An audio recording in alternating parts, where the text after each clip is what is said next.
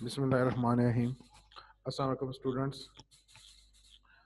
Commerce commerce की class के साथ हमने लास्ट जो चैप्टर हमने स्टार्ट किया था वो था हमारा रिटेल ट्रेड।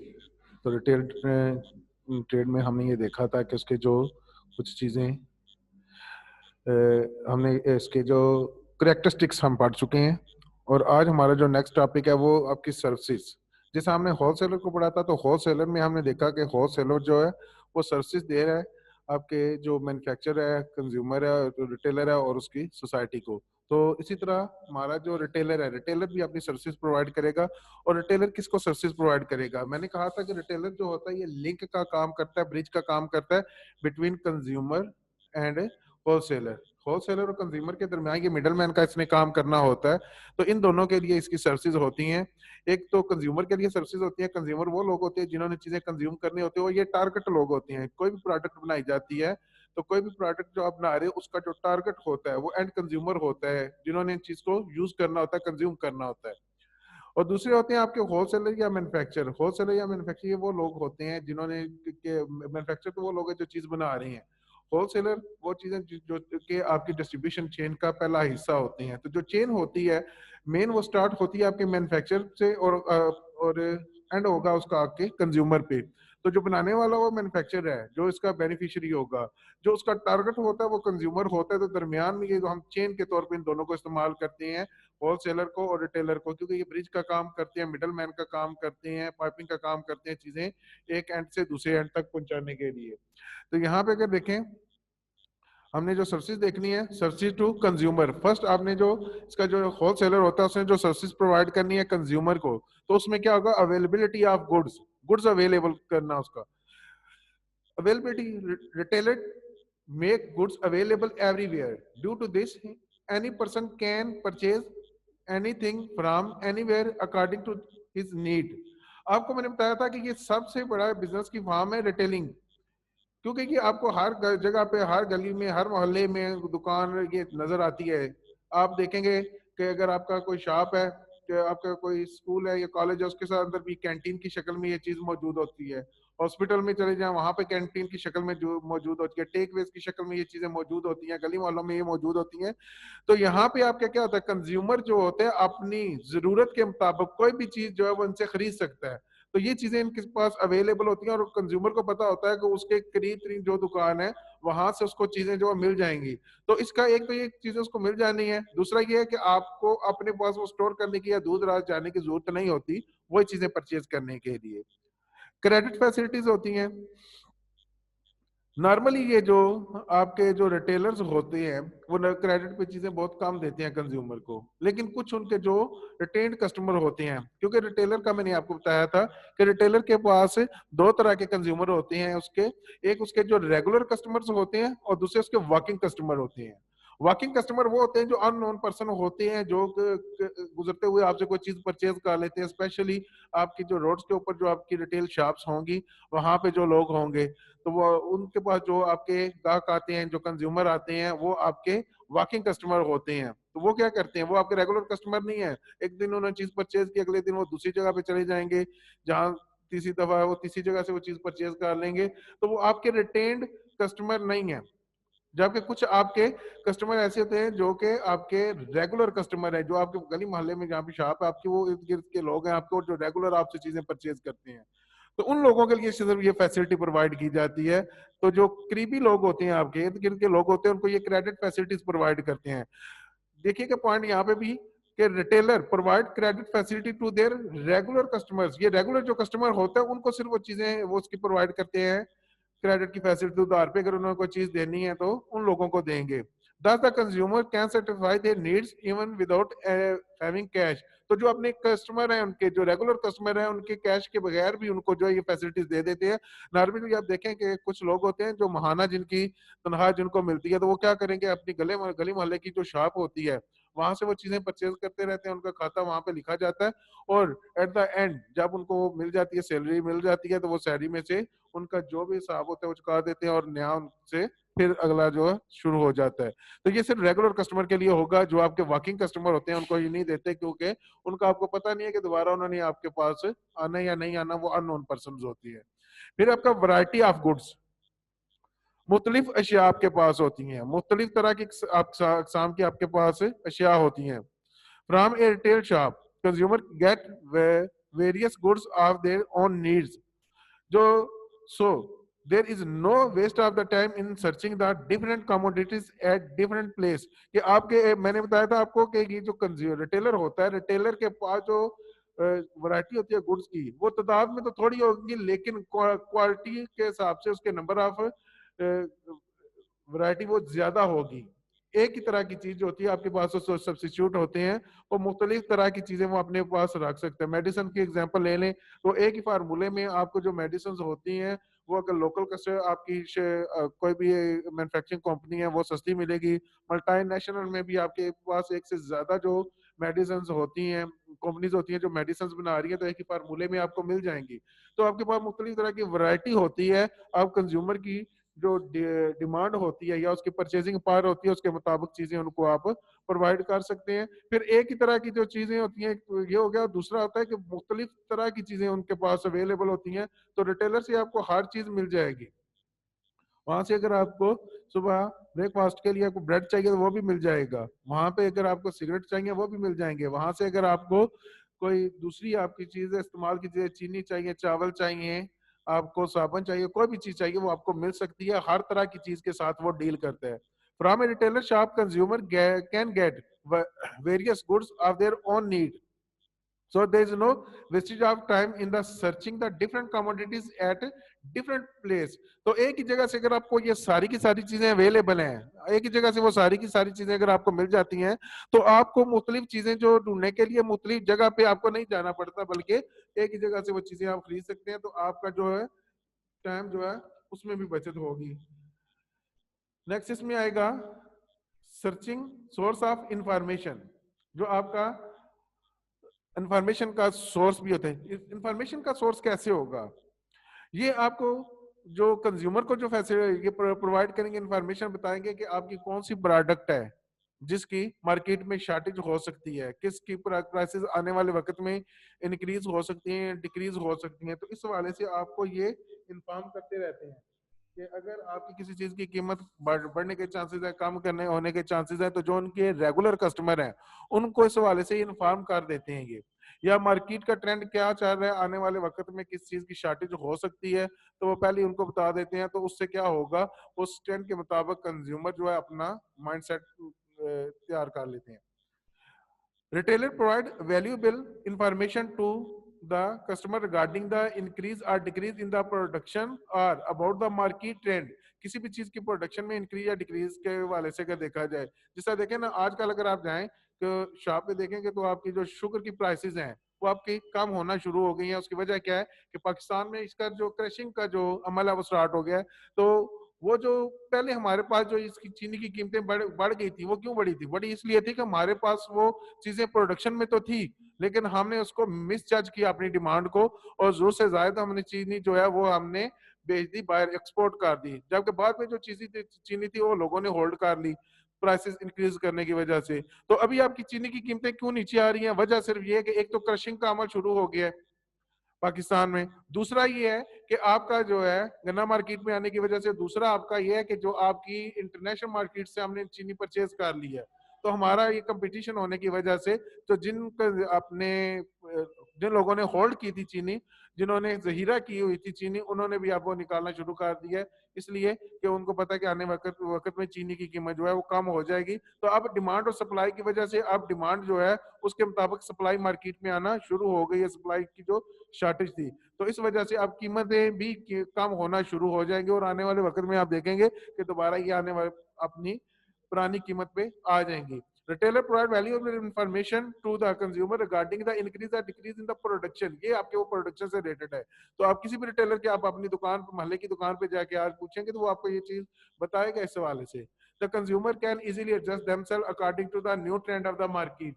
तो मार्केट का जो नया ट्रेंड है उसके मुताबिक आप एडजस्ट कर सकते हैं। तो नया ट्रेंड, मैंने अभी आपको शुगर की एग्जांपल दी है, लोकल एग्जांपल अगर मैं आपको दे रहा हूँ, तो यहाँ पे आप अपना ट्रेंड कैसे सेट कर सकते हैं इस तरीके से कि आप थोड़ी मिकदार में, अगर आपने 10 किलो वो परचेज करनी थी, आप 4 किलो 3 किलो खरीद लें, ताकि आने वाले वक्त में जब कीमत आप कम हो जाए तो उस वक्त आप खरीद लें, ताकि आपकी सेविंग हो सके। सप्लाई इन स्मॉल क्वांटिटी, ये जो आपके पास चीजें होती हैं स्मॉल क्वांटिटी में आपको सप्लाई करते हैं, ये भी इनको सर्विसेज है। कुछ चीजें ऐसी होती हैं जो कि आपकी लार्ज पैकिंग में आती हैं, और आपने कुछ आप अगर आपकी डिमांड जो है वो पूरी नहीं है, इतनी नहीं है कि वो सारी की सारी चीजें परचेज कर सकें, तो फिर आपको क्या करना है, रिटेलर से ये चीजें जब मिलती हैं तो ये स्मॉल पैकिंग में मिलती हैं। आप अपनी जरूरत के मुताबिक जितनी आपको जरूरत होती है उसके मुताबिक वो चीजें आप उनसे खरीद सकते हैं। जो पैकिंग ओपन पैकिंग में वो चीजें आपको मिल सकती हैं। Retailer supply various goods in single unit or small lot according to the requirement of the consumer. Single unit, जिस तरह आपके को पैकिंग में चीजें आती हैं तो आपको एक डब्बी उनमें से चाहिए, तो सिंगल यूनिट में आपको चीज वो मिल सकती है। जिस तरह ये आपका कोई ब्लेड है तो पूरी पैकिंग में से अगर आपको एक चाहिए एक वक्त में, तो एक आप परचेज कर सकते हैं according to the requirement of consumer, consumer की जो रिक्वायरमेंट है उसके मुताबिक। In absence of the retailer it would be easily difficult it would be very difficult to the purchase goods in such a small quantity, ये मुश्किल होगा कि आप स्मॉल क्वांटिटी में चीजों परचेज कर सकें। Storage facility in retail shops, everything is available in any time. आपका ये स्टोरेज की फैसिलिटी भी दे रही है आपको, क्योंकि आपको रिटेल शॉप पे हर चीज आपको मिल गई है, तो वो जो चीज आपने खरीदनी है वो आप समझे कि वो आपके स्टोर में मौजूद है। वो चीज आपको अपने घर में वो चीज स्टोर करने की जरूरत नहीं है। आप घर में अगर वो लेके आते हैं वो चीज खराब हो जाती है, बच्चे खराब कर देंगे, घर में पड़ी पड़ी खराब हो सकती है, या फिर आपको स्टोर नहीं कर सकते वो चीज घर में। तो आपको ये स्टोरेज की फैसिलिटीज देंगे आपको। तो आपको पता है कि कोई भी चीज जब आपको चाहिए होती है एट सिंगल क्लिक वो आपको चीज वो मिल सकती है, या आपके डोर स्टेप पे वो चीज आ सकती है, या आप गली मोहल्ले की दुकान जो है वहां से वो चीज मिल सकती है। तो आपको अपने घर में वो चीज स्टोर करने की जरूरत नहीं होती, बल्कि आप क्या करेंगे, जब जरूरत होगी उस वक्त जाकर उसी वक्त वो चीज परचेज कर लेंगे। In retail shops everything is available at any time, retail shop में आपके पास हर चीज हर वक्त आपके पास मौजूद होती है। So the consumer have no need to store goods in their houses, अपने घरों में उसको चीजें स्टोर करने की जरूरत नहीं होती। The retailer provide the storage facility, ये आपकी स्टोरेज की फैसिलिटी भी आपको प्रोवाइड कर रहे हैं, क्योंकि आपने घर में वो चीज जो स्टोर करनी होती है वो शॉप में स्टोर है, आप अपनी जरूरत के मुताबिक वो चीजें वहां से खरीद सकते हैं। नेक्स्ट है आपका free home delivery. Free home delivery, आपके घरों तक चीजों की रसाई हो सकती है इन चीजों की, मेन आप ऑनलाइन ये चीजें परचेज कर सकते हैं। अब एक तो ये है कि आज का जो सिस्टम इसका चल रहा है, जो इस तरह दराज हो गया या इस तरह की जो एप्स हैं, आप उस चीज को ऑर्डर करते हैं तो वहां पे जिन लोगों ने अपनी चीजें लगाई हुई हैं तो वो चीज आप तक पहुंच सकती है। अगर ना भी हो तो मोहल्ले की दुकानें जो है, आपकी गली मोहल्ले की दुकानें, उनको पता होता है कि कौन सी चीज जो है किन लोगों की डिमांड है, उसको कौन से उनके कस्टमर है, वो चीज जब आपसे डिमांड करेंगे तो आप घरों में भी उनको वो चीज प्रोवाइड कर देते हैं, और उसके लिए जो ट्रांसपोर्टेशन चार्जेस वगैरह होते हैं वो उनसे ले लेते हैं। ये उन लोगों के लिए फायदा होता है जो लोग जो खुद शॉप्स पे नहीं जा सकते, जैसा कोई भी आपकी वर्किंग वूमेन है, कोई वर्किंग मैन है, वो अगर आप मैं एग्जांपल अगर इसकी दूं कि किसी के घर में अगर रसोई गैस नहीं है तो वो क्या करेंगे, वो सिलेंडर का यूज करते हैं। मेल जो है वो अपने काम पे चला गया है, बाकी घर में फीमेल्स हैं, सिलेंडर खत्म हो गया, खाना पकाना है, तो वो क्या करेंगे। आपके इर्द गिर्द अगर कोई सिलेंडर की दुकान है, वहां पे उन्होंने इस चीज की फैसिलिटी दी हुई है कि आप कॉल करेंगे तो वो आपके घर तक वो चीज पहुंचाएंगे। तो वो क्या करेंगे, वो सिलेंडर पहुंचाएंगे और उसके बाद एम्प्टी सिलेंडर आपसे ले जाएंगे, पेमेंट लेंगे, और साथ जो है वो ट्रांसपोर्टेशन चार्जेस वो आपसे 50 रुपए 40 रुपए जितने उनके बनते होंगे अपने डिस्टेंस के हिसाब से वो आपसे वसूल कर लेंगे। तो ये आपको डिलीवरी सर्विसेज वो प्रोवाइड कर रहे होते हैं। तो यहाँ पे भी आप ज़हनी तौर पे मुतमिन होते हैं कि वो चीज आपको फौरन मिल जाएगी, जब आपका को जरूरत होगी, एक कॉल से वो चीजें आपके पास अवेलेबल होंगी।